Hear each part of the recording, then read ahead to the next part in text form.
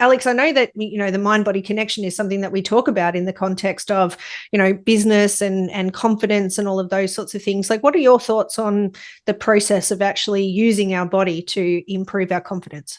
Absolutely. Well, Shondell, as we know, your physiology is really important. So, what is your physiology? How is it represented?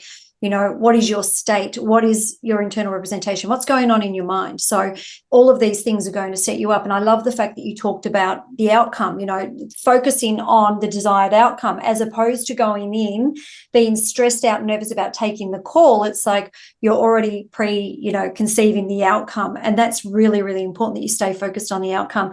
It's one thing to know your product. It's one thing to know your service. It's one thing to be really confident in being able to sell it to somebody.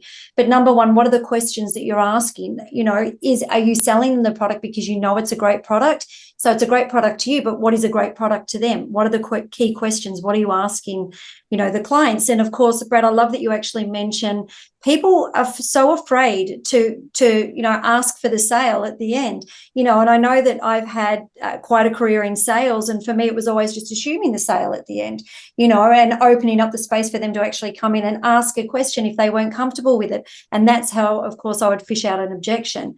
And you won't know the objections if you don't ask for the sale. Yeah. And when I'm talking sale, I'm not talking, product, for products or anything like that. I'm talking, what is the sale? Are you, is it a deal that you're actually, getting agreement on?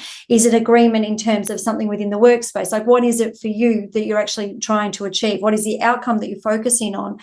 And, I just think it's really, really important. And, I know we've spoken to people in the law space and the building industry, and it doesn't matter where people are from.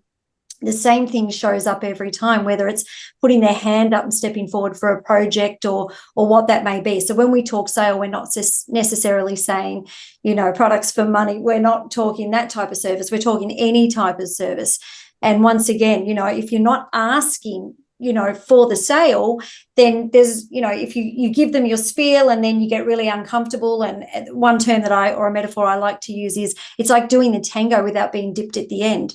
I don't want to dance with you and do the tango if you're not going to dip me at the end, because, that's the moment right there. And, how good does it feel when you've actually gone in with an outcome in mind and you've been able to pull that off, and you know that you've delivered excellence, you've over-delivered in value. And Brad, I know that's one thing that with both yourself and Shondell working in training rooms for many years, it's knowing that we need to over-deliver on that value so that we can already assume the sale, so we're confident moving in. But the most important thing is, what is that value to the person that you're speaking to? And I think that's probably one of the most important things to ask yourself. Am I asking the right questions? And the great thing is it's always feedback. So when you're asking or you're assuming a sale, if there's an objection there, they'll come back to you with that objection, and that's information for you, so you know where it is that you still need to hit the mark in terms of value.